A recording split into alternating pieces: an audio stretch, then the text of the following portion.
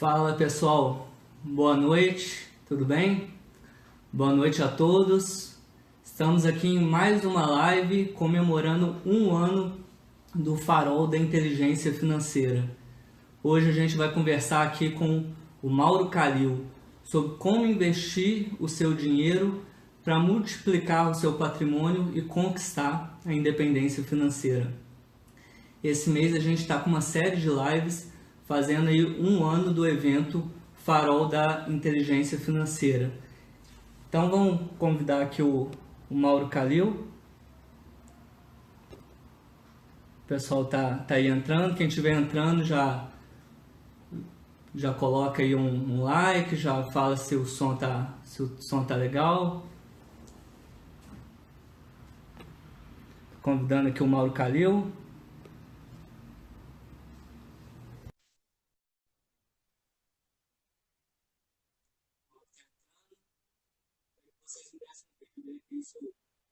Seu som tá bacana. Boa noite, eu venho o Claudinei, o Mauro já. Bastante gente legal. Boa noite todo mundo. Estamos aí com o Mauro aí ao vivo agora. Boa noite, Mauro. Boa noite, dá para me ouvir? O som tá, o som tá bom, mas se você puder falar um pouquinho mais alto aqui, que eu acho que fica um pouquinho melhor. Você Estamos pode aí, falar um pouco? Wendel.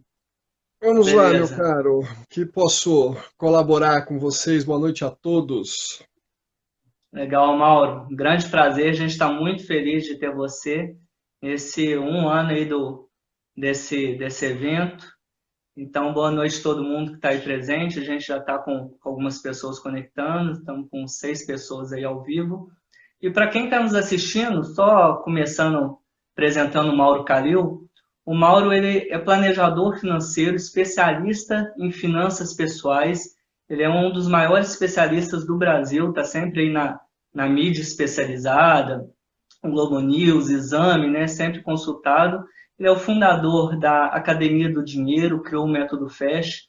Então, Mauro é alguém que escreveu diversos livros, inclusive best-seller aí na parte de finanças pessoais. Então, alguém que pode contribuir bastante. E eu, sinceramente, Mauro, estou bem ansioso aqui para esse nosso bate-papo. A gente está Vamos lá, muito feliz com isso aí.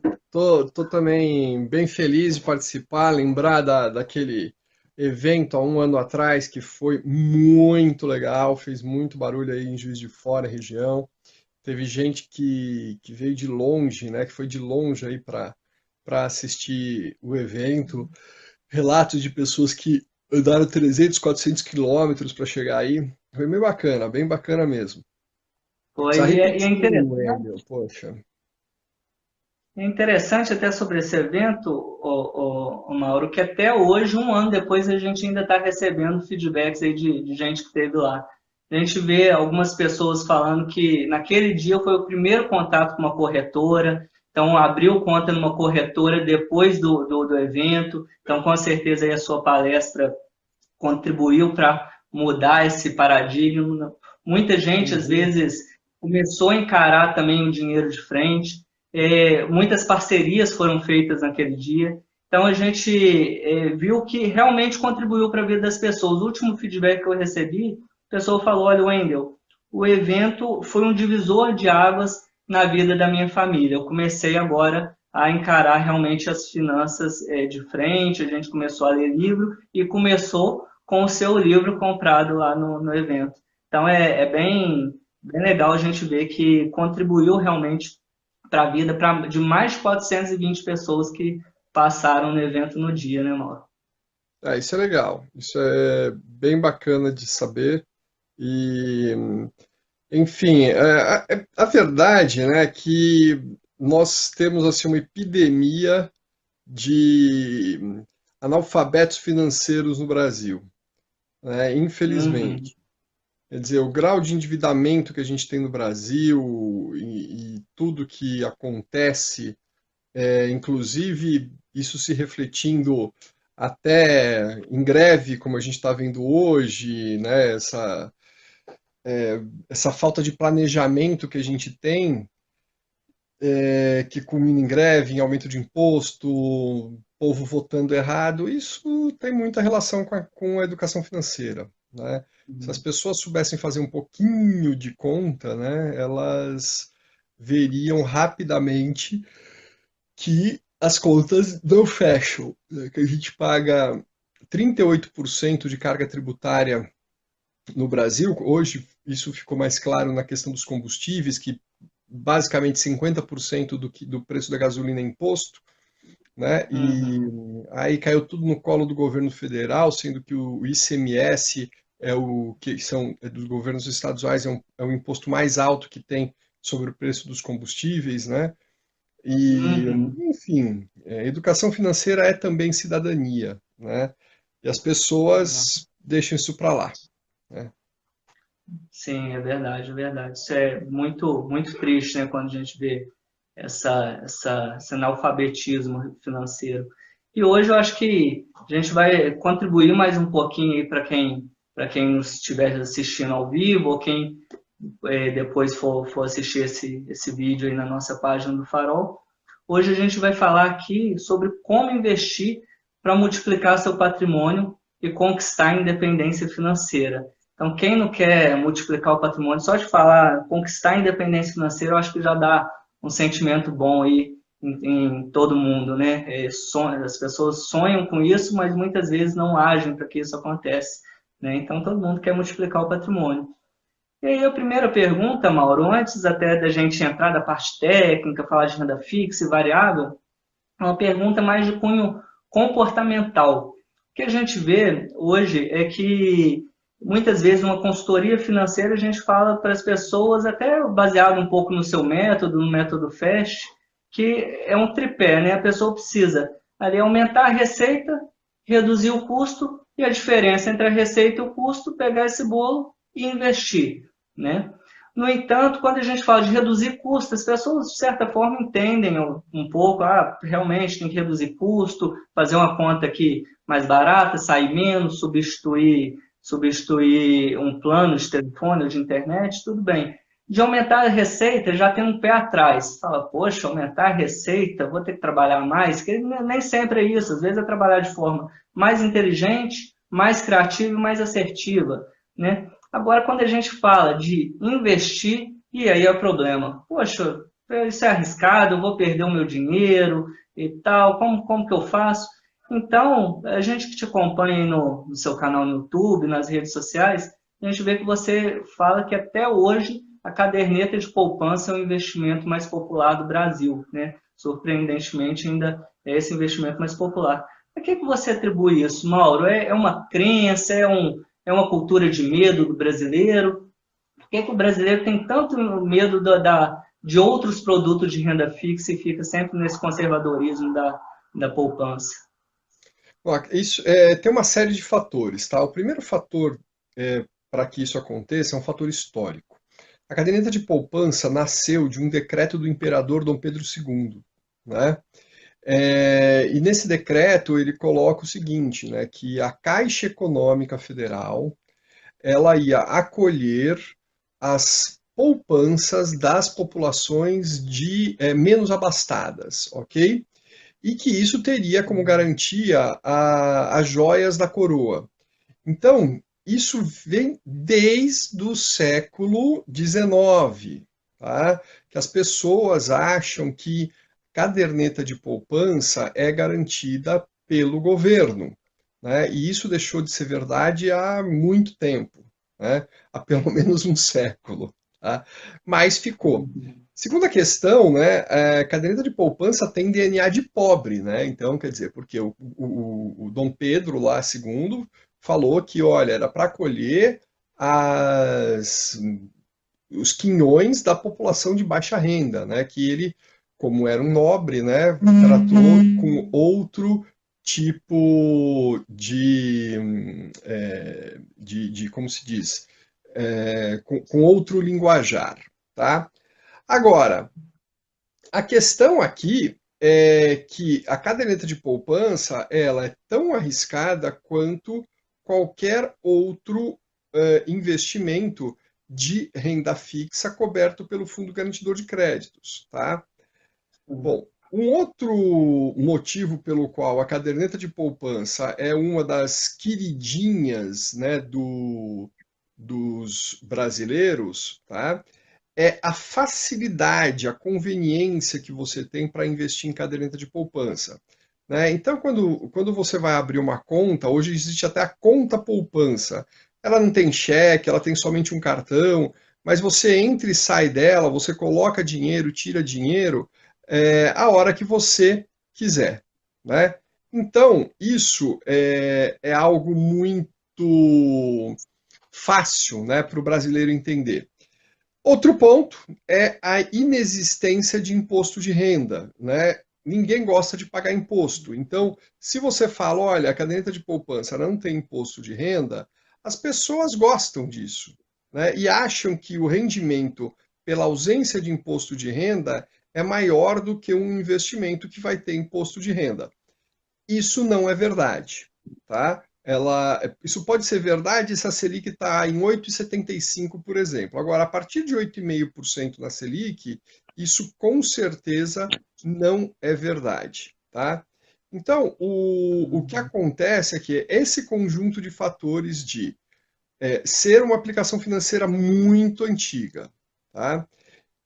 Admitir pequenos valores, né, para você colocar, entrar e sair a qualquer hora, ter uma facilidade, uma compreensão de que você vê o teu dinheiro crescendo lá todo dia, né? Mas você não sabe fazer a conta da inflação, por exemplo, né? E muitas vezes a caderneta perde da inflação, mas você vê mais dinheiro, só que esse dinheiro compra menos, né? Esse é o efeito deletério da inflação. As pessoas gostam, né? É uma coisa assim simples, né? Não tem grandes dramas para investir em caderneta de poupança. Agora, também é verdade, né, que na página 2 desse livro, né, quando você aprende a fazer um pouquinho só de conta, você vê que você deixa muito dinheiro na mesa ao longo de 1 ano, 2 anos, 5 anos. Eu dei palestra no Espírito Santo que pessoas declararam ter 5 milhões na caderneta de poupança por mais de 10 anos. Né? Imagina quanto dinheiro essa pessoa deixou de ganhar. Ela perdeu dinheiro? Pode ser que não. Ela perdeu para a inflação? Com certeza perdeu. Tá? Mas, cara, assim, se ela tivesse saído disso e indo para um CDB ruim, um CDB que pague 95% do CDI, né, que é um CDB péssimo hoje em dia, ela já teria recebido um valor muito maior. Entendi. Legal, Mauro. Legal. É surpreendente, né, esses exemplos. Quando a gente vê esse analfabetismo aí financeiro que você citou no início. E aí você falou de CDB, citou CDI, e aí quando a gente fala para a pessoa sair da caderneta de poupança, né, que é esse investimento conservador, tem toda essa história que você contou, para começar com outros produtos de renda fixa. A gente antes tinha a Selic em alta, e a gente sabe que muitos desses investimentos são realmente indexados no CDI, né, que por sua vez são indexados na Selic. Então a gente vê que a Selic chegou a 14, 12, 13, 10% ao ano. E hoje, em queda livre, né, nas últimas, se não me engano, 12 reuniões do Copom, reduziu chegando a 6,5%, e a última reunião do Copom manteve 6,5% ao ano. Ou seja, o investimento aí em renda fixa já não tem um glamour tão grande, né, já não é tão acima aí da caderneta de poupança, talvez. Então, você vê que em queda, como investir, Mauro? A gente tem melhor investir em pós-fixado, em pré-fixado, indexado no IPCA, indexado na Selic, só para a gente começar aí na parte técnica, dar uma palhinha nesse contexto aí dessa Selic baixa. Tá? Bom, hoje em dia, né, para investimentos atrelados ao CDI, é muito mais importante você é, ter um horizonte de investimento longo do que muito dinheiro, tá? Antigamente era muito mais fácil você arrumar um investimento melhor se você tivesse 100 mil reais do que se você tivesse 1.000 reais. Hoje em dia, você consegue um investimento melhor se você conseguir comprometer ter os R$ 1.000 por 2, 3 anos do que R$ 100.000 por 6 meses. Tá? Então, um investimento aí por 6 meses vai te dar 100%, 105% do CDI, enquanto que o investimento é, por 2 ou 3 anos, você vai conseguir 115, 119% do CDI com facilidade. Tá? E aí a questão é o planejamento, né? As pessoas sempre que me procuram, elas falam o seguinte: não, professor, principalmente o pessoal muito leigo, né? Que não entende muito do assunto. Não, eu quero ter segurança, né? E a segurança se traduz em poder pegar o dinheiro a qualquer momento, né? Isso é que é o sentimento de segurança para a pessoa, tá? Aí você perde dinheiro, né? Porque todo investimento ele tem um tripé, que é liquidez, segurança e rentabilidade, tá? Para você aumentar a rentabilidade, você tem que abdicar de alguma coisa. Se você quer segurança, tá? Você e rentabilidade, você vai abdicar do quê? Da liquidez. E liquidez é que é a questão de você colocar a mão no dinheiro a qualquer momento, tá? Agora, se você quiser rentabilidade e liquidez, a tua segurança cai, tá? Então,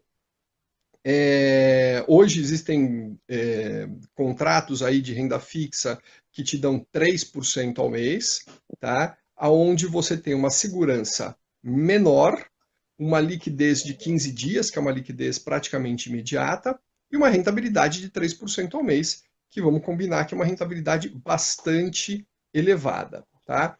Agora, para você conseguir essa alta rentabilidade dentro de uma liquidez de 15 dias, né, de poder pegar esse dinheiro em 15 dias, você fica com um risco moderado, não fica sem risco ou praticamente com risco zero. Sem risco não existe, né? Mas com risco bem baixo. Bom, aonde que a pessoa pode dar o primeiro passo fora da poupança? Saiu da poupança, vai para o Tesouro Direto. Dentro do Tesouro Direto, hoje tem 2 títulos que eu vejo que são mais interessantes, tá? Tesouro IPCA e o Tesouro Selic. Essa confusão que a gente teve, né, da greve, dos caminhoneiros, etc., fez com que a curva de juros futura já subisse. Tá? O PIB ficou desgraçado por conta de uma semana. Tá? O dólar já bateu 3,70 e duvido que volte para trás. A minha perspectiva do dólar a 4,20 na segunda quinzena de junho ou primeira quinzena de julho. Tá? Então, nesses 30 dias, o dólar deve bater 4,20. Tá? E a questão dos portos, né, parados, a gente recebendo mercadoria, fazendo importação e não conseguindo exportar, faz com que você tenha muito pagamento de divisa e pouco recebimento de divisa.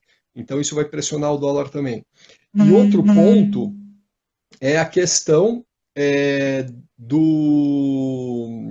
como se diz, do agronegócio, né?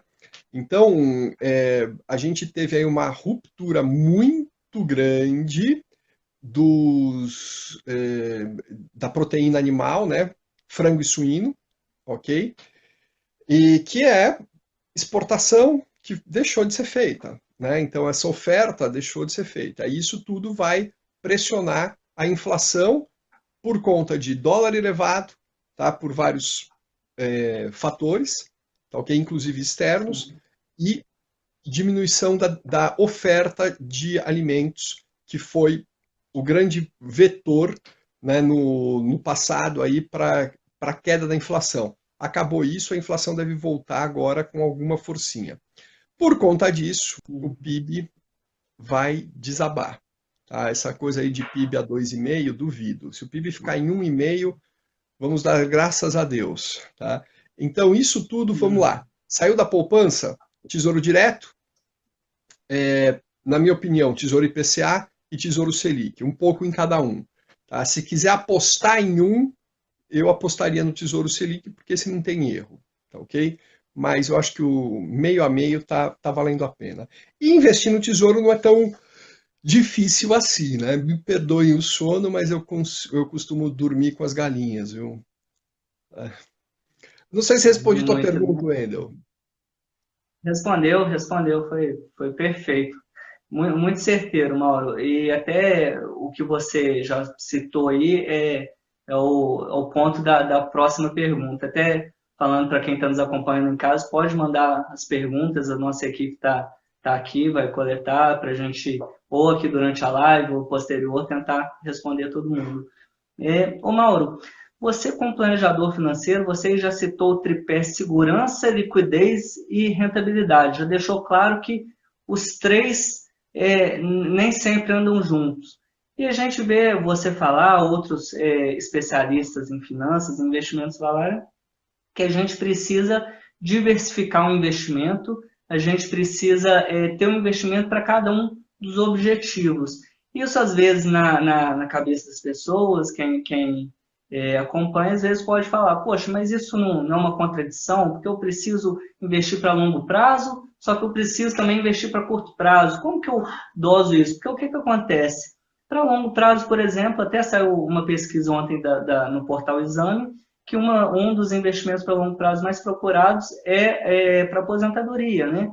Então, hoje a gente vê se falar em reforma da Previdência, déficit da Previdência, N fatores que fazem o brasileiro realmente acreditar que não pode contar com a Previdência Pública, não pode contar aí com o governo.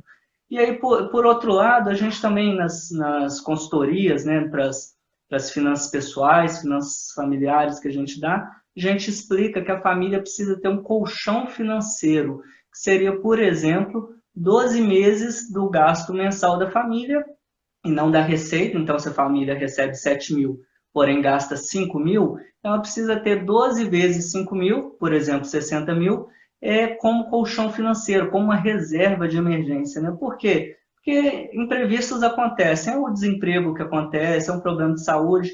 Então, Mauro, de um lado você tem um investimento para aposentadoria, né, para previdência, pensando no longo prazo, e de outro lado você tem um investimento de curto prazo, para uma reserva de emergência. Como que a gente equilibra isso? A pessoa só investe no longo prazo depois que já tem uma reserva de emergência, ou pode ir dosando isso? E quais investimentos que você recomenda em cada um desses casos? Tá, bom, eu sou muito conservador, tá? Eu acho que a gente. Você pode dividir as caixinhas, tá? Mas eu acho que a caixa que você tem que encher primeiro é a do colchão financeiro, tá? Quando a gente vai investir, a gente tem que verificar qual é a finalidade, né, desse investimento, né? Então, um colchão financeiro, ele tem como finalidade te dar segurança, né, e tranquilidade. E para isso, você precisa de uma aplicação conservadora e de liquidez imediata, ok? Então, a caderneta de poupança pode ser colchão financeiro, tá? Se você precisa de segurança e liquidez imediata, então a gente tem segurança, liquidez e rentabilidade. Para ter dois, você vai abdicar de um. Do quê? Da rentabilidade, ok? Na rentabilidade, você vai deixar um pouco de dinheiro na mesa. O colchão financeiro ele não é para te deixar rico, ele é para te dar tranquilidade. Por isso, a rentabilidade está em terceiro plano, ok? Agora, para aposentadoria, né, aí depende um pouco do prazo, ok? A gente tem planos aqui na Academia do Dinheiro, né, a gente acompanha muitas pessoas que estão buscando aposentadoria. Hoje mesmo fiz um plano para uma pessoa. Se ela seguir, eu acredito, essa conta não foi feita na consulta, mas eu acredito que em uns 8 anos, no caso dela, ela está aposentada, tá? Bom, se não tiver nenhum percalço no caminho, aquela coisa toda, ok? Se não perder emprego, não perder fonte de renda, etc. Mas eu acredito que em uns 8 anos ela estaria aposentada. Agora, qualquer pessoa partindo do zero, em até 15 anos, consegue se aposentar no padrão atual, tá? Não num padrão superior ao que está hoje. Então, no padrão atual, é possível, isso é matemático, não tem problema nenhum. Em 15 anos, o Wendel, o Mauro, qualquer um que está nos assistindo aqui, consegue se aposentar. Tá?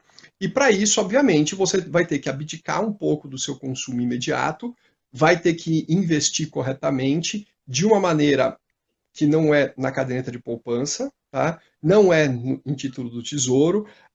Mas é arriscado? Também não é arriscado. É de uma maneira que você constrói um portfólio, tá? Aonde você tem coisa muito conservadora, coisa moderada e coisa mais arriscada, tá? De tal forma que você consiga uma rentabilidade líquida e real de 1% ao mês.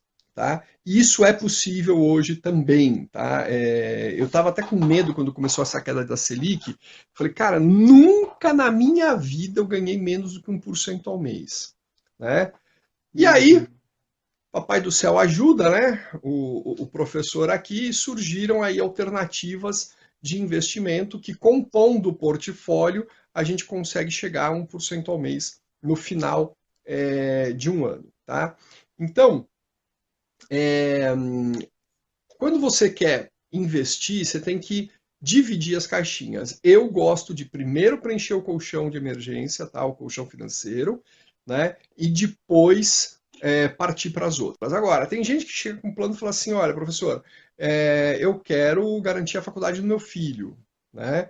E eu vou trabalhar para isso. Tá bom, perfeito, não tem problema nenhum. Qual é a idade do seu filho? Ele nasceu agora. Tá bom, a gente tem 17 anos para fazer isso. Perfeito. Ele está com 15 anos. Opa, a gente tem 3 anos ou 2 anos para fazer isso. Aí já complica, né? Então, o ponto aqui é eu estou balançando aqui, deixa eu me apoiar de novo aqui, que eu estou balançando muito o celular. O ponto aqui é o seguinte: quanto mais tempo você tiver, menor será o seu esforço para qualquer que seja o seu objetivo. E quanto menos tempo você tiver, pior. Tá? Então, tenha um pouco de cuidado nisso que você está planejando, tá? Para que você consiga fazer um plano adequado aos seus investimentos, tá? Adequado aos seus objetivos e que traga investimentos cuja realidade seja de risco moderado para baixo. Tá? Não de risco moderado para alto, porque aí, enfim, aí você vai cair no conto da carochinha de colocar um monte de dinheiro para ganhar. Outro dia eu recebi lá no canal da Academia do Dinheiro no YouTube, né?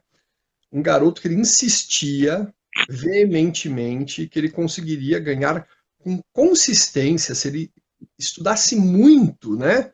Bolsa de valores, ele conseguiria ganhar de 3,5% a 6% ao mês, todo mês.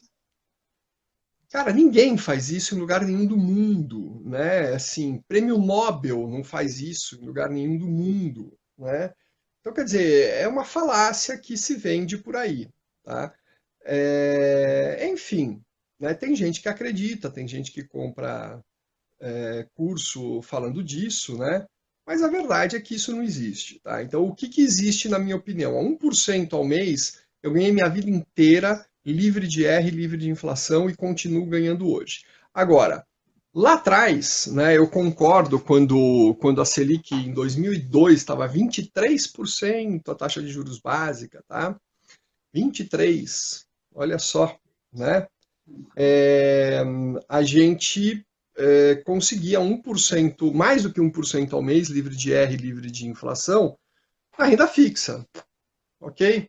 Hoje não é assim, tá? Hoje você precisa trabalhar o seu portfólio para conseguir isso de uma maneira adequada, tá? E vai ter que entrar um pouquinho em alguma coisa de risco. Agora, como é que você monitora o risco? Não sei se você ia me perguntar isso ou não, tá? Mas eu acho importante dizer. Vamos lá. Vamos dizer que a vida é uma estrada, tá? A vida dos investimentos é uma estrada. E o limite de velocidade dessa estrada é de 100 km por hora. Obviamente que você não vai andar a 100 km por hora o tempo todo. Por quê? Porque vai ter pedágio, você vai ter que reduzir, você vai ter que dar uma paradinha para ir no banheiro, se alimentar. Ou seja, a tua média, tá, vai ser lá de uns 70 km por hora no percurso, ok? Como é que você aumenta essa média sem correr risco? Vai ter aquele retão que você sabe que não tem radar, né? Que não tem trânsito, etc., que você bota o pé e vai lá no 120, 130, 140, meu Deus. Você podia colocar 180? Podia, só que aí você vai correr risco. Tá? Então, se você nesse retão, que é uma parte, um trecho da estrada, né, que corresponde a 10% da viagem, você colocar 130, você, por um momentinho, vai correr um risco e depois você já sai do risco. Tá? É assim que funciona o portfólio, ok? Você coloca uma parte, 5, 10, 15% do teu montante final em algum risco. E aí também tem outra questão, a idade, né? A idade da pessoa. Tem garotos que chegam para mim e falam assim, professor, eu não quero correr risco, eu gostei do teu discurso, etc. E eu tenho 22 anos de idade, R$ 8.000, e eu quero ser super conservador. Amigo, tá errado. Tá? Porque com 22 anos de idade, você tem a vida pela frente, você tem que ir para o risco, tá? Fazer esse negócio, ó, ralar, né? Não é ficar comprando, vendendo ação, tradando, não, porque isso aí o dinheiro vai acabar. Mas ir para uma, duas, três empresas nas ações, comprar um fundo imobiliário, eventualmente entrar em alguma coisa mais nova, mais sofisticada, aonde você consiga fazer com que esse dinheiro aí sim renda seu 1, 2, 3% ao mês, tá? De forma consistente, para você alavancar. Tá? Porque afinal de contas a gente está falando de R$ 8.000, uma pessoa que tem 22 anos de idade. Ok? Então o risco dela é muito pequeno. Tá? O risco de vida dela é muito pequeno. Ok? E se perder os R$ 8.000, vai no mínimo pagar pelo aprendizado. Tá? Então é isso. Agora, umas pessoas de 35, 40, 45 anos já não podem se dar esse luxo. Legal, legal. Eu gostei muito desse exemplo aí da estrada. Eu vou começar até a usá-lo aí com a sua licença aí. E, Claro, realmente, esse insight é muito bom. Quando pode, dá uma acelerada, coloca alguma coisa mais de risco. Quando não pode, vamos fazer uma velocidade média um pouco menor. Então, muito bacana o seu insight.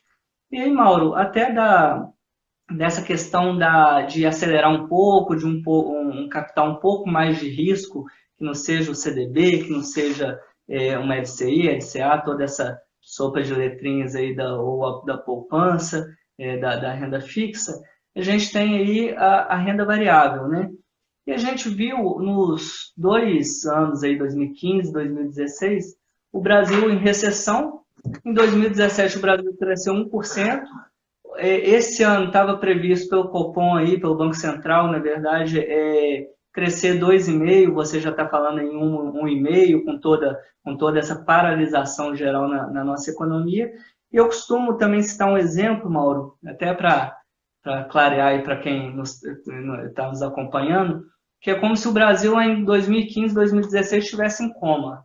O Brasil estava lá em coma. Agora está 100%? Não, de jeito nenhum. Agora o Brasil saiu do coma, mas talvez tenha estado grave. Antes era gravíssimo, agora o Brasil tem estado grave e requer, como um paciente que saiu do coma, requer cuidados.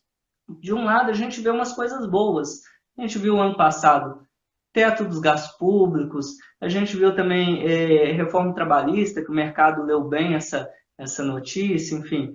E, por outro lado, a gente viu também a queda da Selic e a Bolsa subindo e tal, apesar das últimas semanas ela tá caindo.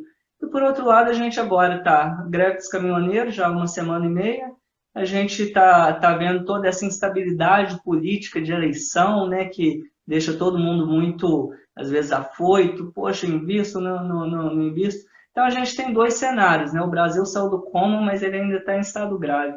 E aí, ô Mauro, eu queria te perguntar, quem investiu lá na Bovespa, por exemplo, 40 mil pontos lá em 2015, agora ela atingiu 87 mil pontos, né?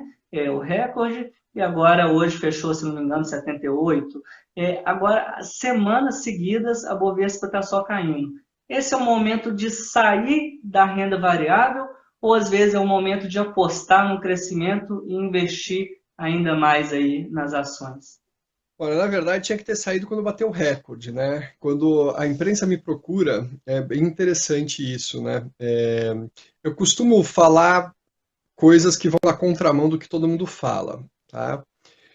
E acho que é por isso que todo mundo me procura tanto, tá? Porque assim, quando a bolsa está batendo recorde, a bolsa é simples, a gente compra na baixa e vende na alta. Para ganhar dinheiro, a gente compra na baixa e vende na alta.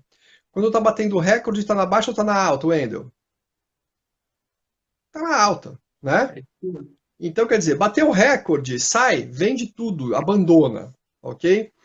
Agora, a bolsa está caindo, né? Então, assim, tem muita gente que entrou lá quando bateu o recorde, porque, nossa, está batendo recorde, né? Bater recorde associa a um campeão, né? O Bolt, né? Que batia recorde atrás de recorde atrás de recorde. Nossa, é como se você estivesse apostando num cavalo que vai ganhar, ok?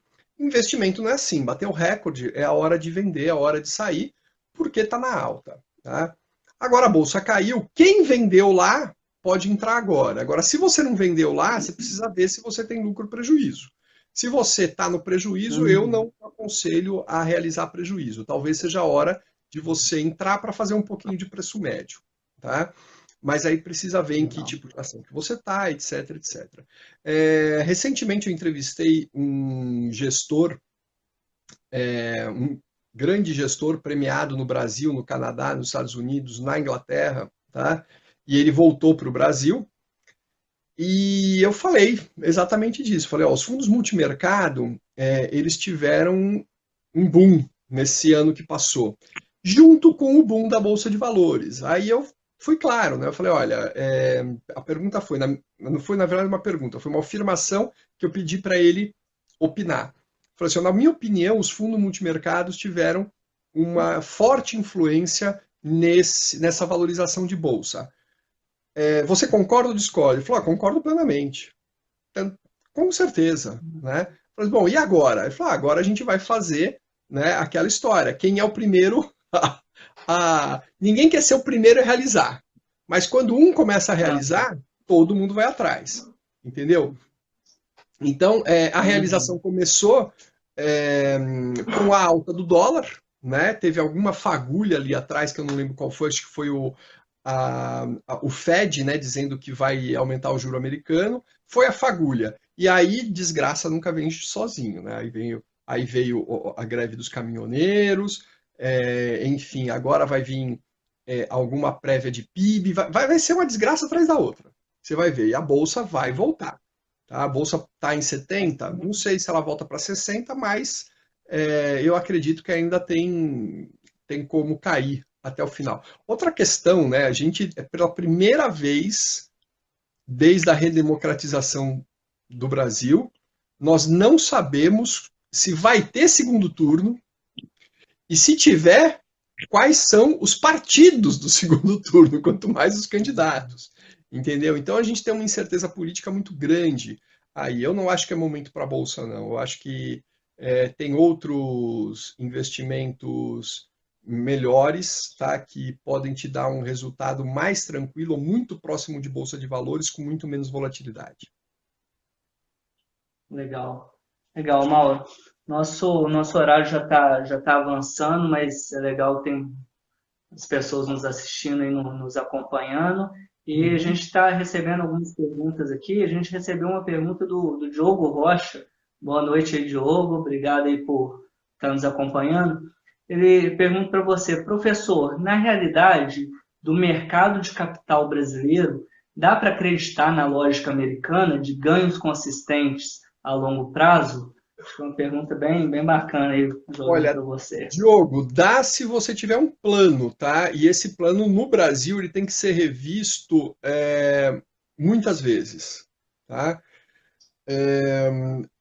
Na lógica americana, essas coisas também são revistas, mas lá o que os americanos fazem? Eles colocam em 3, 4, 5 fundos o seu dinheiro e esses fundos tratam de trazer estabilidade. Aqui no Brasil, infelizmente, isso não acontece. A gente tem que cuidar do nosso próprio dinheiro e tem que rever os planos com uma frequência muito maior do que os americanos fazem.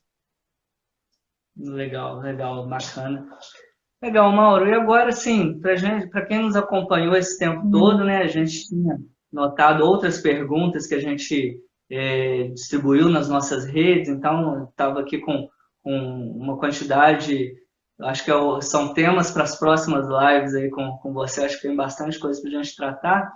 E aí, finalizando, com uma dica de ouro, né, a gente comemorando aí um ano do farol, então uma dica aí para ser um farol na semana de quem está nos assistindo, quem ficou aí até essa hora, 10 horas e 10 minutos agora nos acompanhando. O que você teria para indicar hoje de investimento para quem quer segurança, que a gente sabe que a maior parte do nosso público tem esse perfil, para quem quer segurança, só que já quer começar a experimentar alguns produtos diferentes. Dica de ouro. Tá. Você quer uma dica realmente de ouro ou uma dica prática, meu caro? Vamos lá. Olha, pode ser que você, vindo de você, Mauro, a gente sabe que vai ser alguma coisa boa. Eu tô curioso aqui. Olha, uma dica, eu vou falar primeiro de uma dica prática, tá? Se eu fosse a quem está nos assistindo, ficaria de olho em dois tipos de investimento, duas classes de investimento. A primeira delas são os investimentos de renda fixa cobertos pelo Fundo Garantidor de Créditos, tá? Então, se você quer sofisticar um pouquinho, verifique tudo que é coberto pelo Fundo Garantidor de Créditos e comece a investir nisso. Esquece Tesouro Direto. O segundo investimento que você pode verificar também, tá, são os fundos imobiliários. Tá? Fundo imobiliário é renda variável, não tem volatilidade tão elevada como as ações, e tem uma lógica muito simples de você entender, que é como se fosse uma ação de dividendos, uma casinha de aluguel, tá ok? Bom, agora a dica realmente de ouro, tá? O melhor investimento que você pode fazer, e por isso que eu gosto tanto do Farol, tá? É educação financeira. Né? Educação financeira é um investimento que você carrega para você, para os seus filhos, para os seus amigos, para todo mundo. E é engraçado, né? Porque eu já tive alunos jovens, né, que quando eles começaram a se educar financeiramente, hoje eles estão milionários, milionários assim, em 5 anos, tá? Milionários mesmo, gente. Garoto que tinha 19 anos e aos 23 já estava com mais de um milhão. Né? Ele conversava com os amigos, falava que tinha objetivos, né, de ter um milhão e as pessoas riam dele. Né? E hoje todo mundo está pedindo conselho para o garoto. Tá? Então, educação financeira realmente é um investimento que vale muito a pena e a educação te transforma. Né? A gente tem educação ao escovar os dentes. A nossa mãe nos ensina a escovar os dentes. E aí você incorpora isso para a tua vida e pronto. A tua higiene bucal, a tua saúde bucal é boa. Né? Enquanto quem não aprendeu isso, ok? É isso, meu caro. Legal.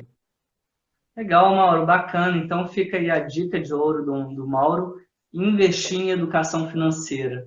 Né? Ler, a gente tem aí diversos livros do Mauro Kalil, tem um canal no YouTube, né, do Academia do Dinheiro, né? Então acho que para quem quiser conhecer mais o trabalho do Mauro, que já vem aí muitos anos nessa caminhada, né, da educação financeira do Brasil, que é um trabalho que eu acho muito nobre, né? E a gente, com o Farol do ano passado, foi o que a gente tentou trazer para a zona da Mata Mineira.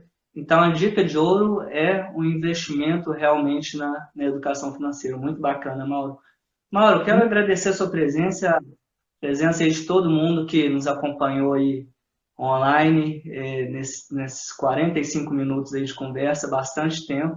Acho que ficou bastante claro aí, ficaram bastante claros diversos pontos, então acho que embasou bem para quem está querendo começar, para quem já tem algum capital ou para quem já está até nas ações, então a gente chegou aí em diferentes patamares, diferentes públicos, então acho que atingiu muito o objetivo.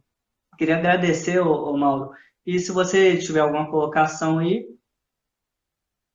Não, basicamente isso, agradeço também imensamente o convite. O convite de vocês sempre será atendido, só não é atendido se eu não tiver agenda, tá? Porque vocês são pessoas muito do bem e gosto muito de vocês. Um grande abraço, queridos. Até. Obrigado, pessoal, Legal. pela audiência. Boa noite, Mauro. Muito obrigado aí. Boa noite a todos.